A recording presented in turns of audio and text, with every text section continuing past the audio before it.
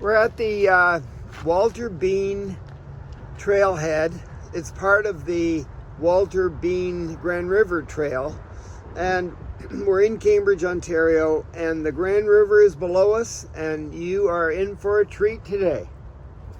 There is a trail map, but we don't need it because we live in this town, and we've lived in this town for our whole life.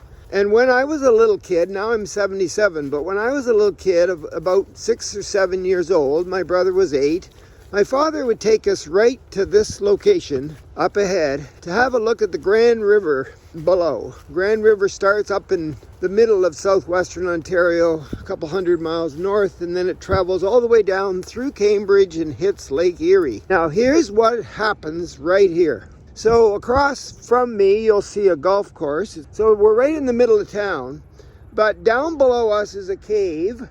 It's called Devil's Cave. There's a creek that flows into the river here called Devil's Creek, and the cave is large enough for about 3 automobiles to be in it. That's pretty big.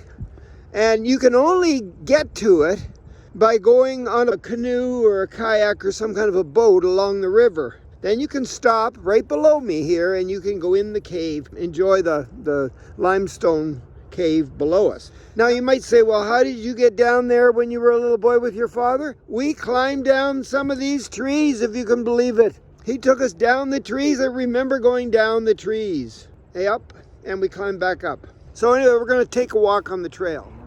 Yep, so we're on the Lawrence Lamb Riverside Walk. There's an organization which is just up ahead.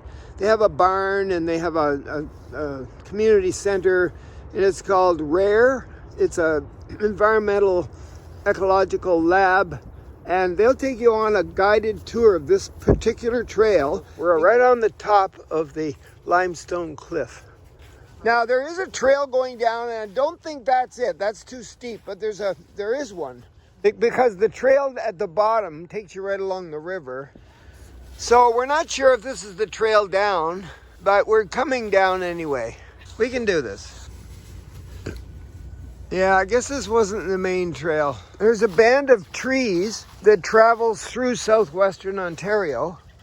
It's quite wide, this band, and it's called the Carolinian Forest.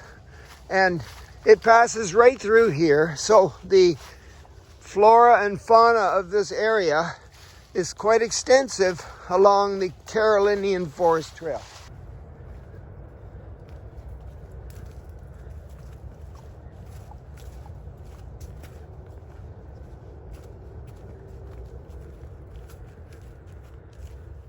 An ancient people known as the Druids believed that the oak tree was the gateway between the spiritual and the physical world.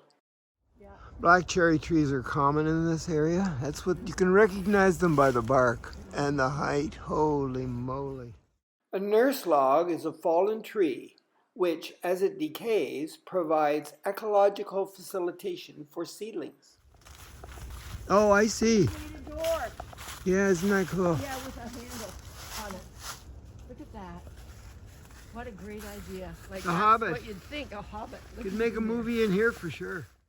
Deer eat the baby tulip poplars, the saplings, and the squirrels eat the seeds.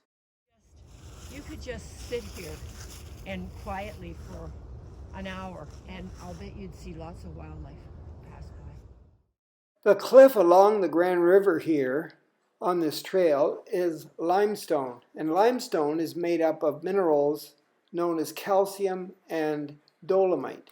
Limestone originally forms at the bottom of seas and oceans, and it's made up of dead plants and animals. Cambridge, Ontario is just down the road there, about 2 kilometers. We're right at the river's edge, the Grand River. Even though you can't see it, it's there. And we're on the Walter Bean Trail.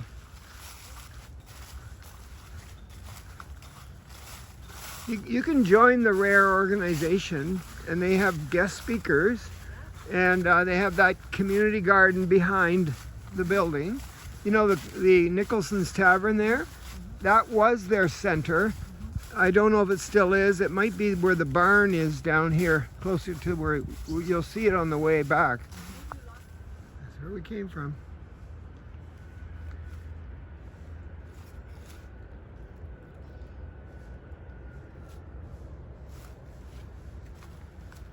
You can see the water now. And the limestone cliffs are on the other side too.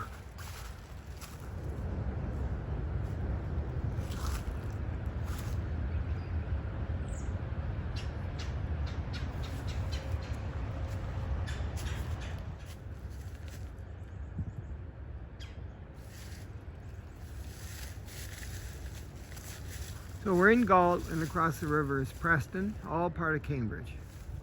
Look at the fungus on that tree, Sue, going up the side. Oh, yeah. So here's the slippery elm tree with the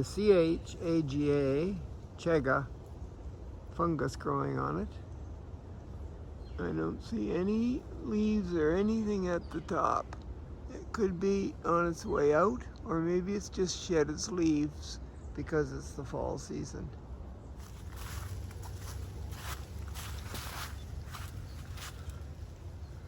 Better view of the river now.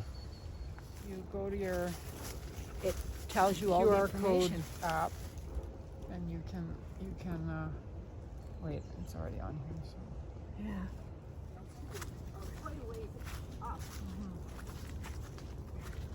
Wow, look at that view. Wow. The turkey tail fungus.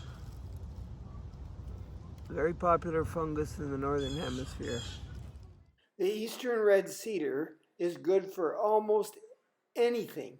The wood, the berries, the leaves are used for medicine. People take the eastern red cedar for cough, bronchitis, joint pain, rheumatism, water retention, flatulence, improves your appetite. It goes on and on and on.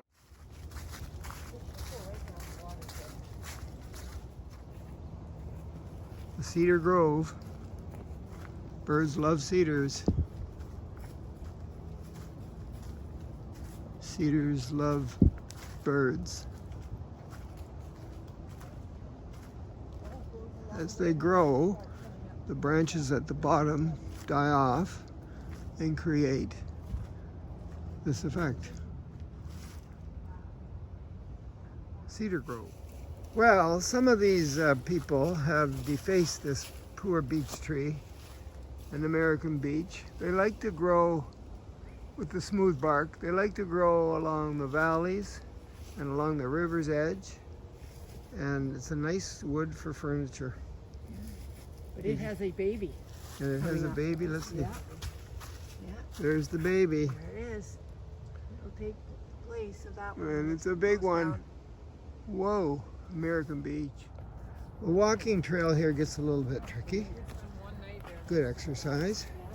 Good for your ankles and your knees and your hips. Special for people in that community. Yep. Gotta be mindful, otherwise you could hurt yourself. Yeah. Let's just check it out. Exercise in the forest. Can you flag down a boat? The eastern cottonwood. Fast growing, short lived, giant. So we're coming to the end of the trail. I want to show you where the neutral Indian village was in this area. And you could probably figure out why the people at the time would put their village here.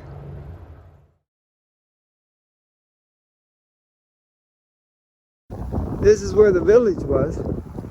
Probably not right at this level because you never know how much of the river was up here. Yeah, it probably flooded and all the rest of it. But up here, if this was the neutral native people's village location along the Grand River here in Cambridge, Ontario area, these horse apple trees were good for pesticides. They were good for windbreaking, and they were good for dye. And they might have been planted by these people because this is where their village was. There's lots of them around here.